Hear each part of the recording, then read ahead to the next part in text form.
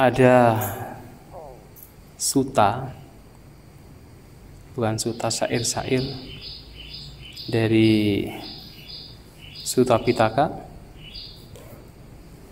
Khuddaka Nikaya, Theragatha,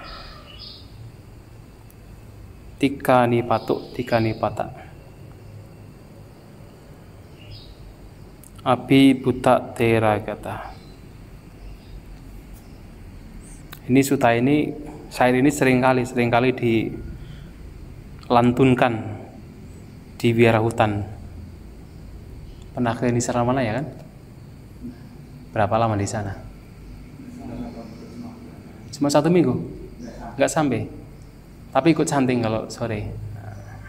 Ini ada sutanya di sini. Ada syair yang sering dilantunkan.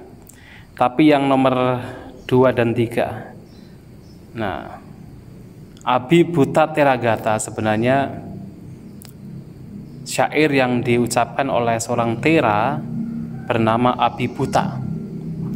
Nah, dalam kitab komentar ini, Abhibhuta ini sebenarnya seorang bangsawan, bahkan seorang raja. Seorang raja yang ketika mendengarkan Dhamma Sang Buddha kemudian menjadi seorang biku, mencapai arahat. Nah, suatu kali kerabatnya datang, mereka menangis karena sebagai raja tetapi meninggalkan kerajaannya. Lantas kemudian datang meminta Bhante Abhibhuta ini untuk kembali. Tapi Bhante Abhibhuta sudah arahat, tidak mungkin. Nah, beliaunya memberikan syair, Sunata nyatayu sabe yawante tak samagata. Wahai semua kerabatku, nyatayu sabe, semua kerabatku, nyatayu. Yawante tak samagata, yanita samagata. Nah, samagata ini apa? Berkumpul. Yang tak sebanyak yang telah berkumpul di sini. Sejauh yawa, sebanyak yang telah berkumpul di sini eta. Sunata, dengarkan. Dhammangwo desayisami, saya akan mengajarkan dhamma kepada kalian. Wo, kalian. Dukkha jati punang-punang. Dukkha, ulang-ulang adalah penderitaan. Karena kelahiran berulang-ulang adalah penderitaan. Atau karena penderitaan adalah karena kelahiran yang berulang-ulang. Ya. Jadi ketika mereka datang malahan Bhante ini mengajarkan dhamma. Nah, ada 2 syair yang seringkali dilantunkan di Saranapanaya. Kalau melantunkan itu dengan agak dilakukan dengan sarabanya. Yang paling akhir sebenarnya ketika setelah mau namaskara biasanya. Masih ingat Arambata Nikkamata? Tidak ingat. Arambata Nikkamata Yunjata Buddha Sasane. Biasanya kalau dilantunkan Arambata Nikkamata Yunjata Buddha Sasane. Hah? Beda. Kalau di Nisara mana gitu? Saya selalu begitu kok. Gimana? Oh, mungkin beda. Kalau Nawyana beda. Kalau Nawyana kan saya hanya semalam saja. Tapi kalau Nisara Malaya begini. Oh enggak, saya dibuat indah. Kan mereka tidak indah, kalau saya indah. Jadi itunya nadanya begitu, hanya saja mereka kan orangnya tua-tua gitu kan. Nah, kalau saya kan masih muda waktu itu. Jadi saya mau buat indah sendiri. Nadanya begitu. Ya. Jadi kalau saya selalu begitu. Arambata, karena semangat banget. Nikkamata Yunjata Buddha Sasane Tunata Mancuno Senang Nalagarang Wakunjaro. Nah, ingat kan? Arambata artinya apa? Arambata itu mulai, tetapi ini mengacu pada semangat atau bangun. Bangunlah. Aramba. Nikamata artinya pergi. Jadi bangun, pergi. Yunjata Buddha Sasane. Yunjata itu sebenarnya dari kata yoga. Yoga itu join, bergabung. Nah, di sini mengacu pada praktekkan. Jadi praktekkan ajaran Sang Buddha. Jadi bangun, pergi, praktekkan ajaran Sang Buddha. Dunata macunu sinang nala garang wak kunjaro. Dan hancurkan macunu sinang. Hancurkan prajurit tentara kematian, tentara Mara. Nala garang wak kunjaro, seperti gajah. Kunjara itu gajah. Seperti gajah yang menghancurkan nala garang, rumah yang terbuat dari gelagah. Tahu gelagah kan?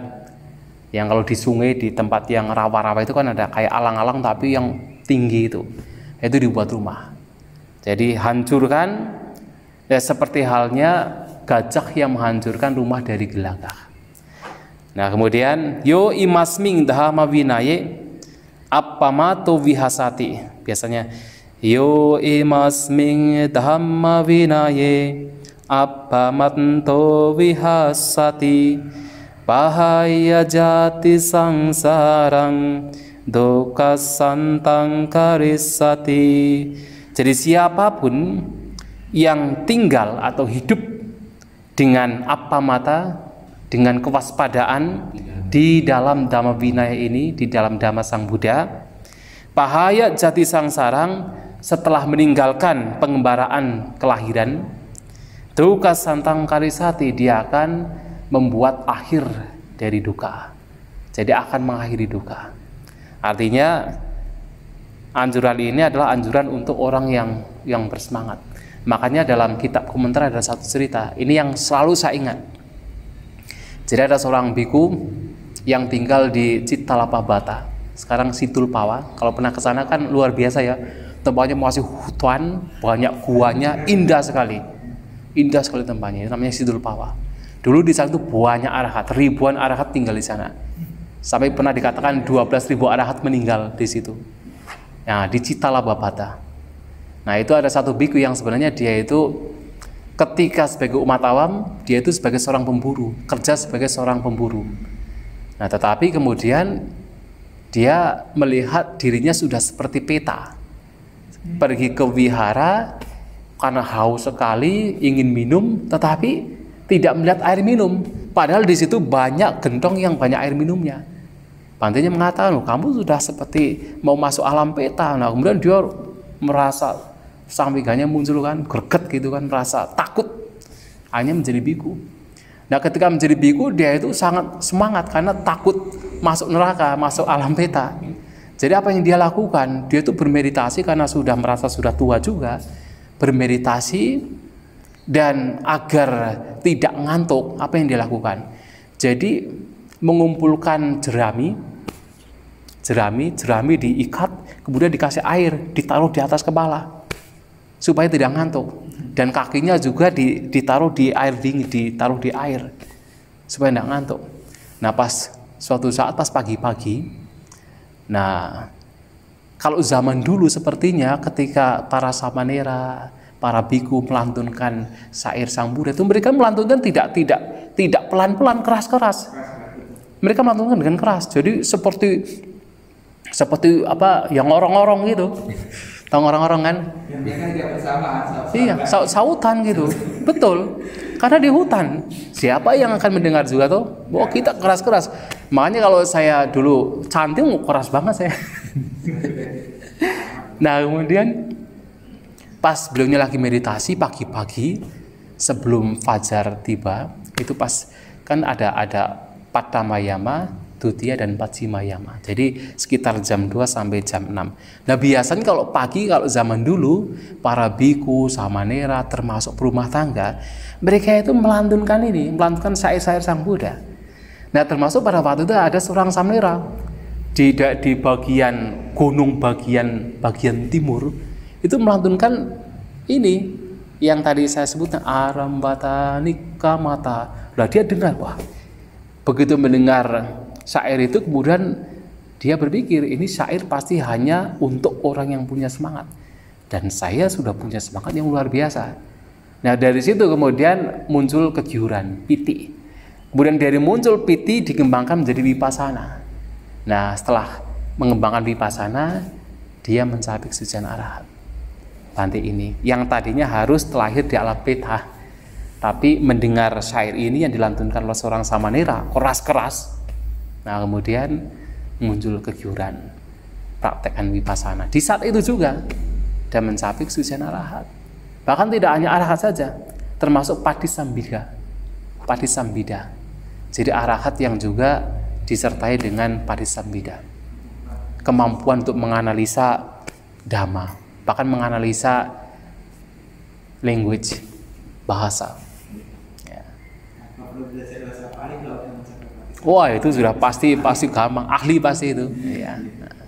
Nah sehingga di sini kalau baca parita harus keras, samanera harus keras baca paritanya supaya kalau Bante Panya mendengar mencapai arahat nanti. Dari jauh gitu kan. Kalau para Bante mendengar kemudian pas meditasi, oh ini samanera kok baca parita kok keras-keras gitu. Dan indah bahasa parita yang bukan lemes, dah indah. Ya mendengar juga nanti ikut lemes juga. Tapi kalau yang baca paritanya keras-keras dilantunkan, ini bukan melakukan, ini sarabanya. Ini sudah menjadi kebiasaan. Ini sarabanya.